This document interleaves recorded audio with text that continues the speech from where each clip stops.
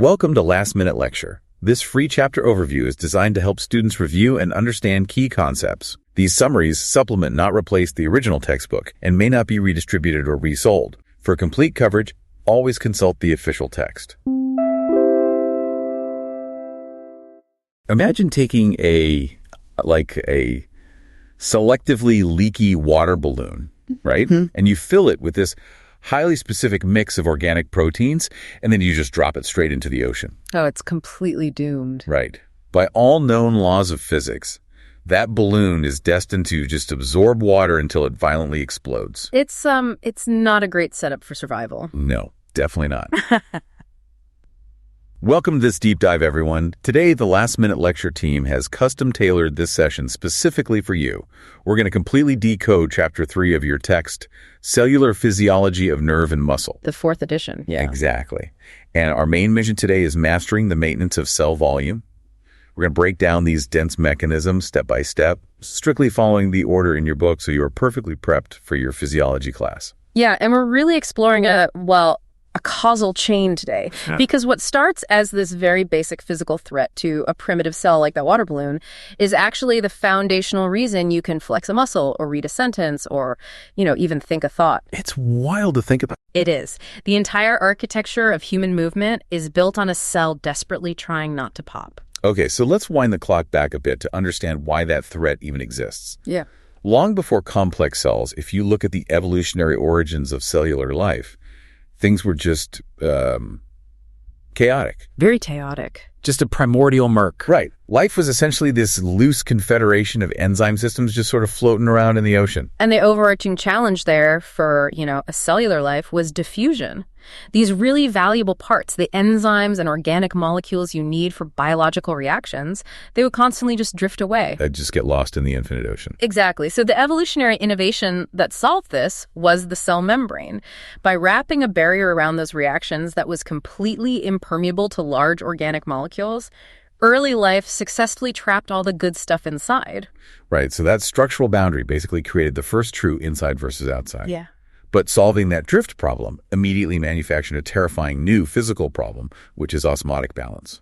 Because trapping those proteins is exactly what turns the cell into that doomed water balloon. To see why that guarantees an explosion, we need to look at figure 3.1 in the text and get into the physics of water and solutes. Let's define the terms. Okay, so you can visualize this concept of water concentration with a really straightforward example. Picture taking exactly 1 liter of pure water. Got it. Yep, 1 liter. Now, pour a standard cup of sugar into that water and just let it completely dissolve. And when it dissolves, those sugar molecules, they don't just vanish, right? They take up actual physical space in there. They absolutely do. So the total volume of your solution visibly increases. It rises above that original 1 liter mark. But the total number of water molecules in the container hasn't changed by a single drop. Oh, wow. So the physical consequence there is that because the total volume expanded, but the water amount stayed the same, the actual concentration of water itself is lower in the sugar water than it was in the pure water. Precisely. It's totally counterintuitive, but it's true. And to compare this across biological solutions, the text introduces osmolarity. A solution with 1 mole of dissolved particles per liter is defined as a 1 osmolar or 1 osm solution. Got it. So the rule to anchor onto here is an inverse relationship. The higher the osmolarity of a solution, the lower the concentration of water within it. Okay, but the textbook throws a couple of similar terms at us here that can really trip a student up. Molarity, osmolarity, and molality. Let's untangle those, because treating them as exactly the same feels like a trap. It is a bit of a trap. From a strict chemistry standpoint, molality, which is moles of solute per kilogram of solvent, is technically the most accurate. Because it accounts for the actual space the molecules take up. Right. A massive protein takes up way more physical real estate than a tiny urea molecule. But biological fluids are relatively dilute. There's so much water compared to the solutes, so the textbook grants us a practical concession.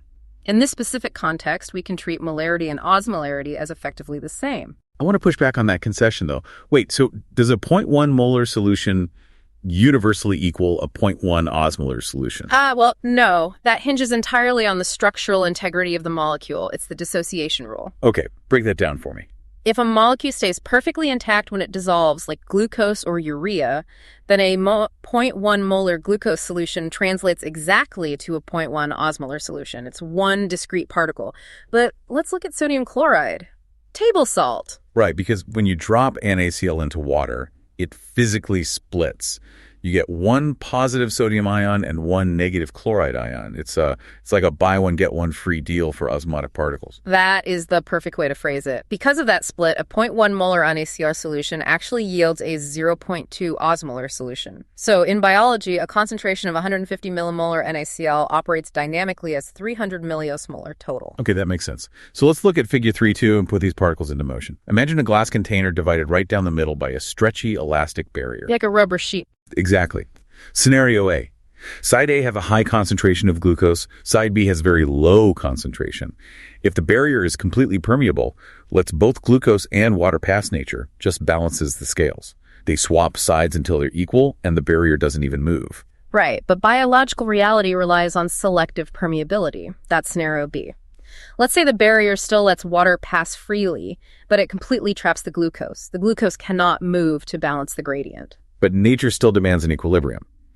So if the sugar is physically blocked from going to the water has to go to the sugar. It physically rushes from the side with a higher water concentration directly into the side with more glucose.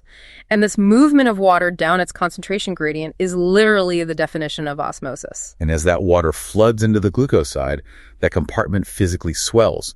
It pushes forcefully against our elastic barrier, stretching it outward. And that mechanical force stretching the barrier, that's osmotic pressure. Exactly. So let's map that stretching force back onto our doomed primitive cell in the ancient ocean. Figure 3.3 gives us a simple mathematical model of this paradox. Inside the cell, we have a common permeating solute, let's call it S. And we also have our large trapped organic protein molecules, which we'll call P. Okay, so S and P inside. Right, and outside, in the extracellular fluid, the ECF, there is only solute S. And both water and solute S can cross the membrane in either direction freely. But the protein P is trapped. Exactly. Now, equations 3.1 and 3.2 outline a brutal mathematical reality here for diffusion equilibrium. The first condition says for S to reach equilibrium, its inside concentration must perfectly equal its outside concentration. Okay, the logic tracks. Inside S equals outside S. It just diffuses until it balances. But the fatal flaw is the second condition. For water to stop moving for osmotic equilibrium, the total osmolarity inside must equal the total osmolarity outside. Right. So the total particles inside, which is S plus P, must equal the total particles outside, which is just S. Hold on, let me trace that math. If the internal S already perfectly equals the external S, the only mathematical way that S plus P can equal S is if P is exactly 0. Exactly. The physical laws literally demand that the internal protein concentration must be absolute 0 for the water to stop. But those proteins are the building blocks of the cell. You can't just have 0 protein. Right. And the only way to dilute that protein down to 0 is to introduce an infinite volume of water into the space. And since the ocean is an infinite source of water, it just keeps rushing in, trying to satisfy an impossible equation. The pressure builds against the membrane, and since the membrane isn't infinitely stretchy, the cell just bursts. The basic properties required for life created a trap that guaranteed its own destruction. So, if the math guarantees an explosion, how are we even here right now? I mean, how did life survive? Well, evolution came up with 3 distinct strategies. The first strategy is to just make the cell membrane completely impermeable to water. Just block it entirely. Yeah, but it's structurally really difficult. It's rare in human physiology, mostly just used by some epithelial cells that need to create watertight barriers. Okay, so what's the second strategy? Brute force. Build a rigid, inelastic wall completely around the cell. As water rushes in and the cell swells, it hits the unyielding wall, and the physical pressure eventually cancels out the osmotic pull. Oh, like plants and bacteria. Exactly. They use cell walls, a perfect, permanent solution. Great for a tree, terrible for an animal. I mean, if human muscle cells were encased in microscopic brick walls, we couldn't contract our biceps or, walk around. A muscle cell has to be able to physically change shape. Right, which drove the evolution of the third solution, the animal cell strategy. Instead of a rigid wall, animal cells make their membranes impermeable to selected extracellular solutes. Oh, I see. They offset the osmotic pull of the trapped proteins inside by ensuring there is an equal concentration of a trapped solute permanently excluded on the outside. Okay, the textbook has this fantastic virtual lab in figure 3 to 4 to show how this works. Let's walk through it. Picture a tiny model cell, exactly 1 nanoliter in volume. Inside, it has a 0.25 molar concentration of our non-permeating protein, P. So in experiment 1, we submerge this 1 nanoliter cell into an extracellular fluid of 0.25 molar sucrose. And the critical detail, sucrose is large, it cannot cross the membrane. So the parameters are perfectly mirrored, 0.25 trapped inside, 0.25 trapped outside. The math balances flawlessly. Osmotic pressure is negated, and the volume stays exactly 1 nanoliter. Perfect. Now, experiment 2. We drop that same standard cell into a more dilute solution of 0.125 molar sucrose. Okay, so inside is 0.25, outside is 0.125. The inside is way more concentrated. The sucrose can't move, so water rushes in to dilute the inside down to 0.125.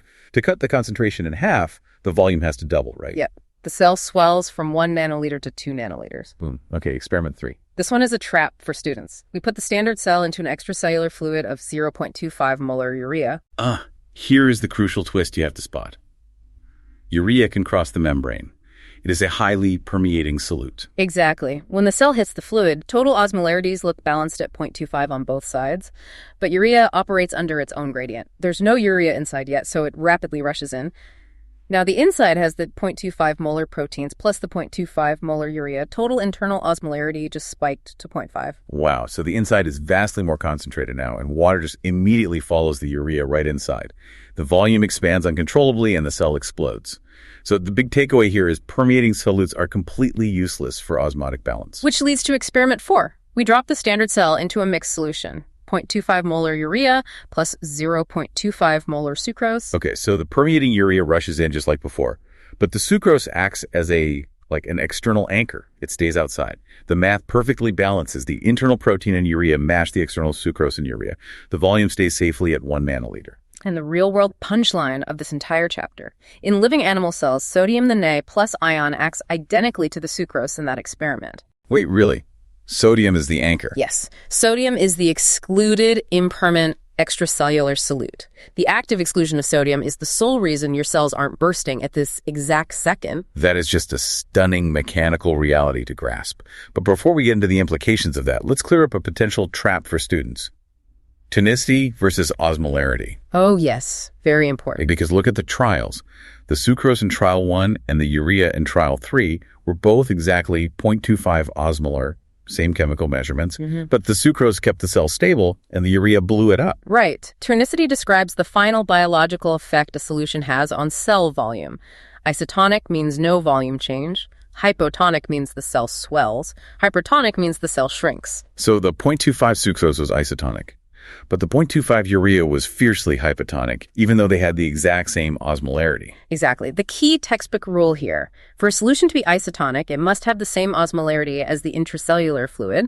But, and this is huge, having the same osmolarity absolutely does not guarantee a solution is isotonic. Because the permeability matters. Right, as the urea proved. Okay, let's look at figure 3.5, because these massive volume shifts don't just happen instantaneously.